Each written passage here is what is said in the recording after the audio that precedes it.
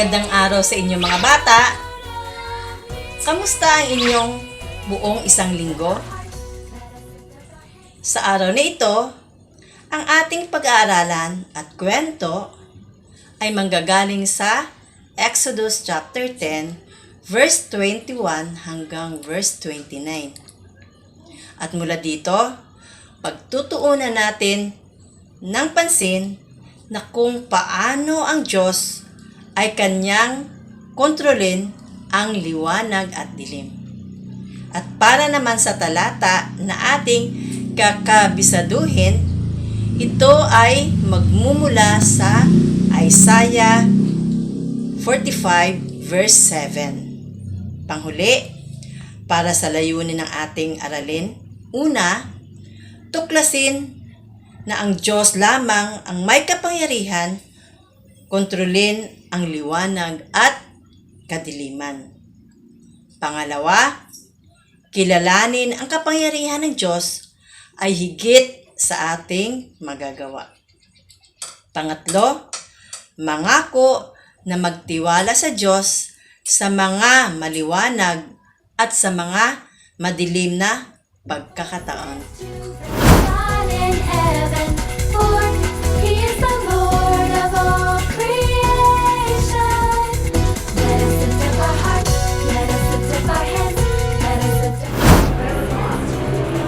Hello mga bata! Magandang hapon sa inyo.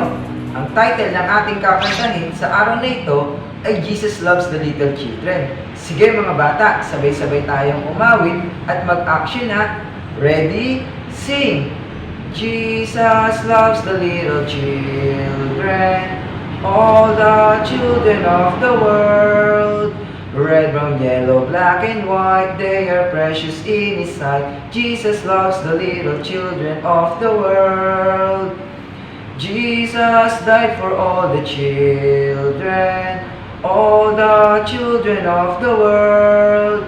Red, brown, yellow, black, and white, they are precious in His sight. Jesus died for all the children of the world. Jesus rose for all the children of the world. Red, brown, yellow, black, and white, they are precious in His sight. Jesus rose for all the children of the world. Jesus loves the little children, all the children of the world.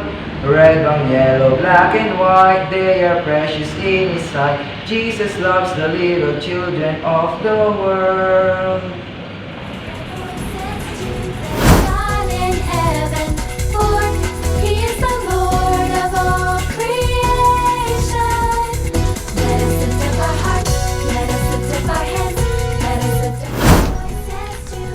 Sige mga bata, ngayon naman, bago tayo mag-umpisa, simulan muna natin ito sa isang panalangin. Tayo ngayon yumuko at pumikit. Tayo manalangin. Panginoon, marami pong salamat muli sa pagkakataon muli, Lord, na siya pinagkaloob niyo po sa amin, sa bawat isa, Panginoon. Marami pong salamat, Lord, sa mga bata na nagpunta, Panginoon, sa mga bata na nanonood, Panginoon. Dalangin ko po, Lord, ang aming pong gagawin, kayo po ang siyang manguna, ang maghahatid po ng inyo pong mensahe, pagkalooban niyo po siya, Lord, ng katalinuhan. Ganoon din po ang mga makikinig, Panginoon, ang mga bata, ito po'y maintindihan at may apply sa kanila pong paglaki sa kanilang buhay, Panginoon. Dalangin ko po, Lord, kayo po ang siyang manguna, i-bless niyo po ang aming pong gagawin. Ito po ang aming samat dalangin sa pangalan ni Jesus na aming pong tagapagligtas. Amen.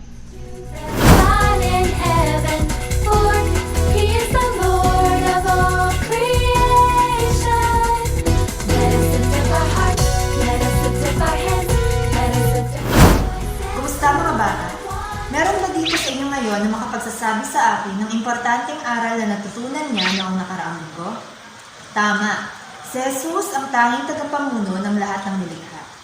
Sige nga, sabay-sabay nating sabihin ng malakas, si Jesus ang tagapamuno. Handa na kayo? Sabay-sabay nating sabihin ha, si Jesus ang tagapamuno.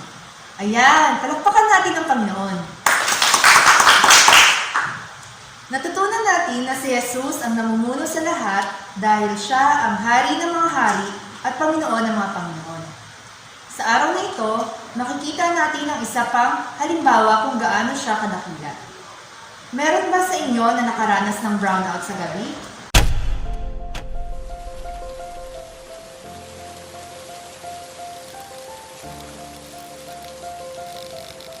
Ano ang mararamdaman ninyo kung sa mga pagkakataon na ito ay magka-brownout?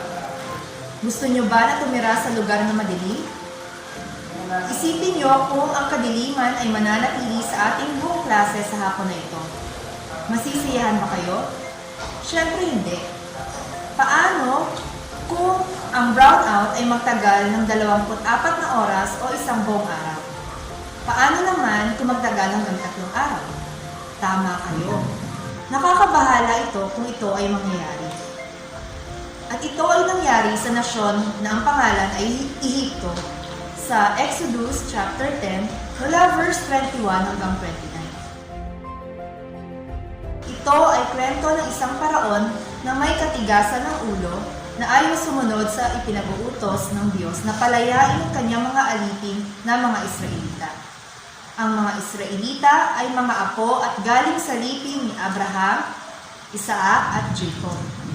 Sila ay nanirahan sa Goshen sa lupain ng Ehipto at nakita ng Diyos kung paano sila ay pinahihirapan. Kaya ipinadala niya ang kanyang mga lingkod, ang propeta na ang pangalan ay Moses, para sabihin kay Paraon na palayain na ang mga Israelita. Ang Paraon ay matapang na tao at napakayabang. Hindi niya kilala na ang Panginoon ang manlilikha at tanging makapangyarihan na nagkokontrol sa lahat ng nilikha. Subalit, si Paraon ay mayroon din Diyos-Diyosan at tingin niya din sa kanyang sarili na siya ay Diyos dahil siya ay namumuno sa Ehipto.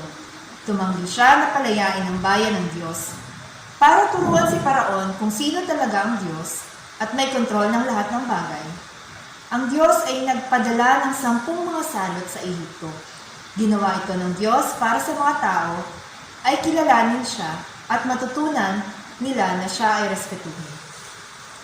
Isa sa mga sakuna na ito ay ang tinatawag natin ang salot ng kadiliman.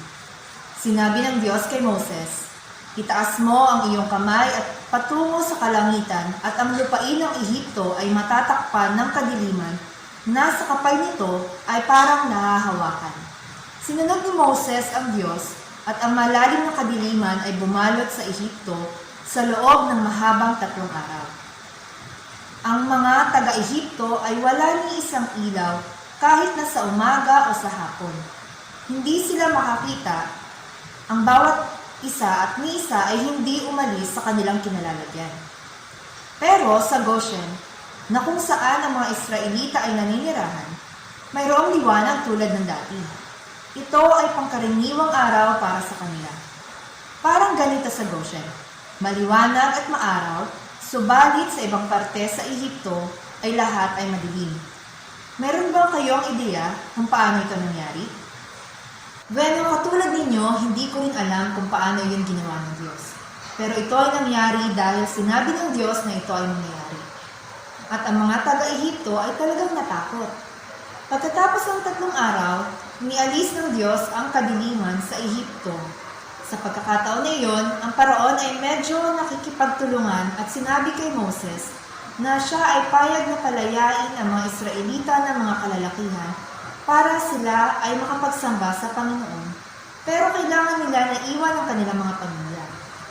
Pero sabi ng Diyos sa kanya na lahat ay palayain. Nakalulungkot, ang Paraon ay hindi pa rin natuto at nanatili na mayabang laban sa Panginoon.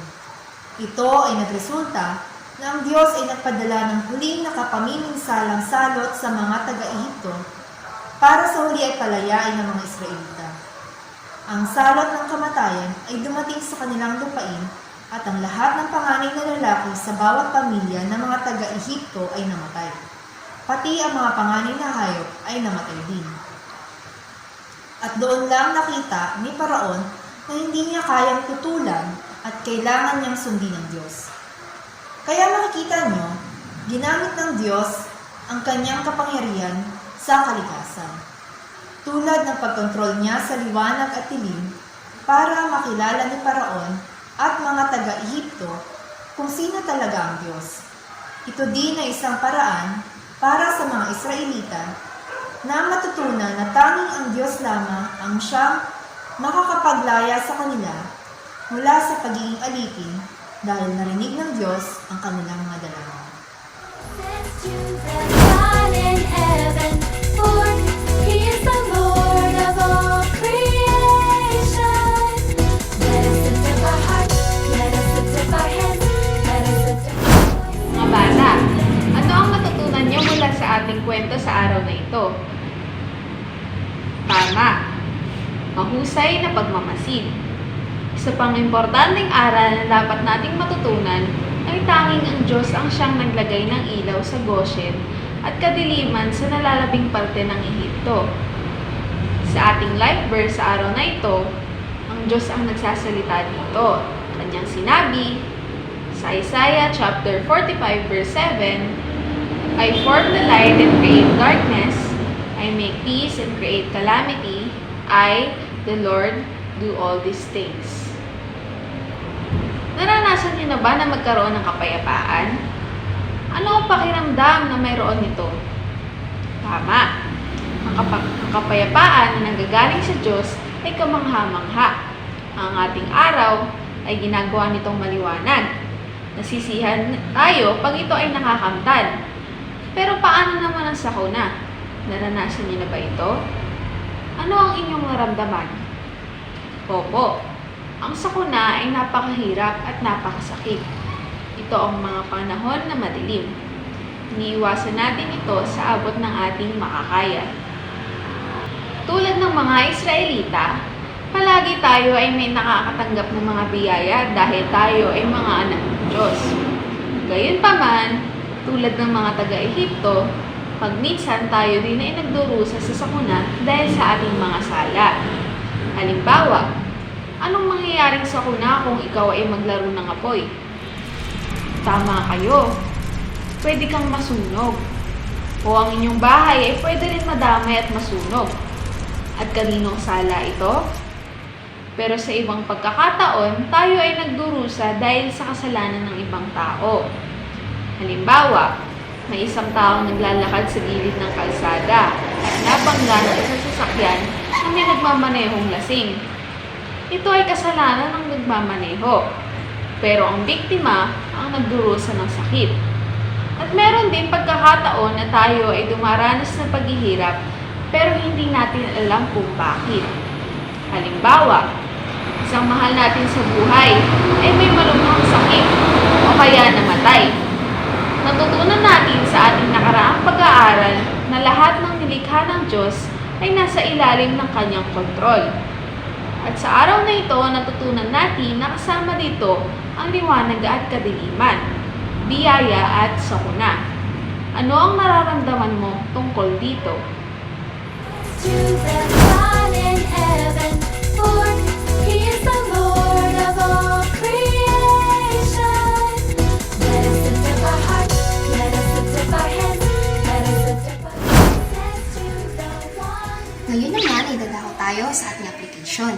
Sabi dito, hinahayaan ng Diyos na ang liwanag at dilim ay mangyari sa ating buhay. Naniniwala ba kayo na siya ay may karapatan na gawin ito? Bakit? Pag ang mga mabubuting panahon ay dumating sa atin, hindi tayo nagtatanong kung bakit. Tayo lamang ay nasisiyahan sa mga pagkakataong ito. Pero ano ang ginagawa natin pag dumating ang masamang pagkakataon sa ating buhay? Tama, tayo ay nagagalit o pinanghinaan ng loob. Gusto natin na magpaliwanag ang Diyos kung bakit ito ay nangyayari sa atin. Meron ba kayong naisip na dahilan kung bakit ang ating mapagmahal na Diyos ay hinayaan niya na maranasan natin ang paghihirap at sakit? Opo, maaari ang Diyos ay tinuturuan niya tayo ng aral tulad ng ginawa niya sa mga taga-Ehipto na sa ating kwento sa araw na ito. O kaya naman, meron siyang iba pang dahilan na hindi natin alam. Hindi kailangan ipaliwanag ng Diyos ang kanyang mga ginagawa. Siya ay Panginoon ng lahat, kaya gagawin niya ang anumang gusto niyang gawin. Pero dahil siya ay matalino at mapagmahal, pwede tayong magtiwala sa kanyang mga dahilan na ito ay mabuti at Aalagaan niya tayo sa oras ng maliwanag at madilim na pagkakataon tulad ng pagkalinga niya sa mga Israelita nung sila ay alipin sa Ehipto. Pagtitiwalaan mo pa ang Diyos sa lahat ng oras kahit alam mong pwedeng mangyari ang mabuti o masamang pagkakataon? Tayo ay magtapos sa pangakong panalangin. Pikit natin ating mga mata at yuko natin ating mga ulo. Panginoon, naniniwala po kami na kayo po, Panginoon, ang gagabi sa amin sa oras ng kadiliman at sa puna at ganoon din sa kabutihan, Panginoon. Panginoon, nagtitiwala po kami na kayo po, Panginoon, aming gagabayan sa oras ng sakinaman o kabutihan na inibigay niyo sa amin.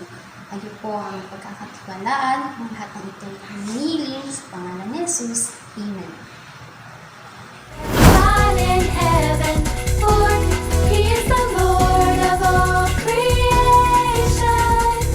Let us lift up our hearts, let us lift up our hands, let us lift up our voices to Ang ating talata sa araw na ito ay matatagpuan sa Isaiah 45 verse 7. At sinasabi dito, I form the light and create darkness.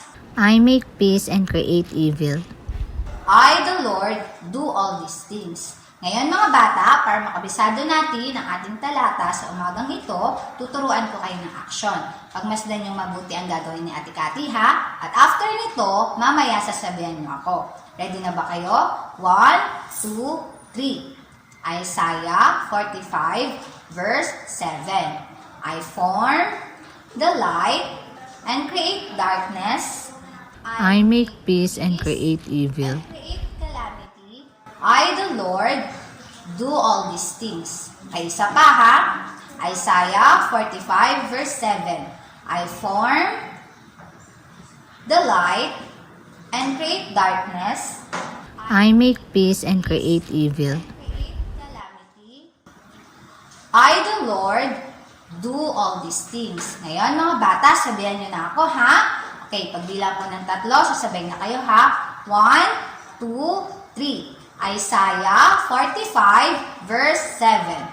I form the light and create darkness. I make peace and create evil. I, the Lord, do all these things. Ayan, very good mga bata. Sa susunod ulit, paalam! God in heaven, for He is the Lord of all creation. Let us lift up our hearts, let us lift up our hands, let us lift up our voices to the one. Mga bata, marami sa inyo na lagi na nagkakaloob para sa ating offering. Ngayon naman, gusto ko na hamunin ang mga bata na hindi pa nasubukang magkaloob para sa Panginoon. Sinasabi sa salita ng Diyos sa 2 Korinto, Kapitulo 9, versikulo 7, magbigay ang bawat isa ayon sa ipinasya ng kanyang puso. Huwag mabigat sa loob o dahil sa kailangan, sapagkat iniibig ng Diyos ang nagbibigay ng siya. Kaya tayo ay manalangin para mangusap ang Panginoon sa ating mga puso. Tayo ay yumuko at humigit. Dakila namin Diyos, Ama naming banal, maraming salamat sa oras na ito na kami po, ang mga bata, ay magbibigay ng kanilang kaloob. Lord, mangusap kayo sa kanilang puso at madama nila, Panginoon, ang kasiyahan ng pagbibigay sa inyo bilang pasasalamat at pagpupuri at paraan na rin po ang aming pagsamba sa inyo. Lord, kayo po ang bigay ng masayahing puso sa mga bata sa kanilang pagkakaloob sa inyo po. Ito nga po ang samot panalangin. In Jesus' name, Amen. Kantahin natin ang I'm Giving Because I Love Jesus habang hinuhulog nyo ang inyong mga kaloob sa offering box. Name? I'm giving because I love Jesus. I'm giving because I love Him. I'm giving because I love Jesus. I'm giving because I love Him. Ayan, salamat mga bata. Paalam!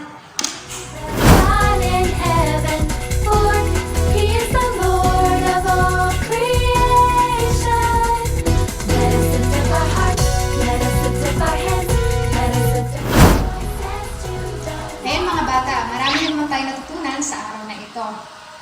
At sa ating pagtatapos, tayo ay magwawakas sa pananamit. Iupo natin ang ating mga ulo at ipikit ang ating mga mata. Dakilang Diyos, maraming pong salamat sa hapon ito. Salamat po, Panginoon, sa aming napakinggan na inyong salita, Panginoon. Dalangin po namin, Panginoon, na ang bawat salita na ito ay mamutawi sa aming mga puso't isipan at hindi po namin makalimutan ito, Panginoon. Tulad po sa buhay ko di paraon, siya po ay nagkaroon ng matigas na ulo at hindi sinunod ang pag-uutos mo. Dalangin po namin, Panginoon, na kami din po ay matuto, Panginoon, sa aming mga pagkakamali katulad di paraon at sumunod po sa inyo. At dalangin din po namin, Panginoon, mula sa aming application na kami, Panginoon, ay mananatili na magtatrust sa inyo sa kabila na kami po ay dumadanas ng mga failure sa aming mga buhay at ganoon din sa mga tagumpay, Panginoon. So sa bawat, Panginoon, dako ng aming buhay na inyong ibinibigay sa amin, kami po ay magpapasalamat sa inyo at tatanggapin po ang inyong will sa aming buhay. Kahit na po ang mga bata na nakikinig sa amin sa araw na ito, maintindihan po nila, Panginoon, ang mga bagay, Panginoon, na inyo pong pinagkakalog sa buhay nila. At Lord, sa inyo pong wisdom na ibinibigay po sa bawat isa, Panginoon, lubusan po nila na maintindihan po ang mga bagay na ito kahit po sila ay bata pa lang. Salamat po, Panginoon, sa hapon na ito, sa aming pag-aralan. At dalangin po namin, Panginoon, na gabayan niyo po ang mga bata, Panginoon, sa buong isang linggo na naman, Panginoon, ng pakikibaka sa labas ng simbahan. At Lord, pinataas po namin ang inyong pangalan, kayo po mapapurihan sa lahat po ng aming ginagawa. Ito po ang aming dalangin sa matamis na pangalan ni Jesus. Amen.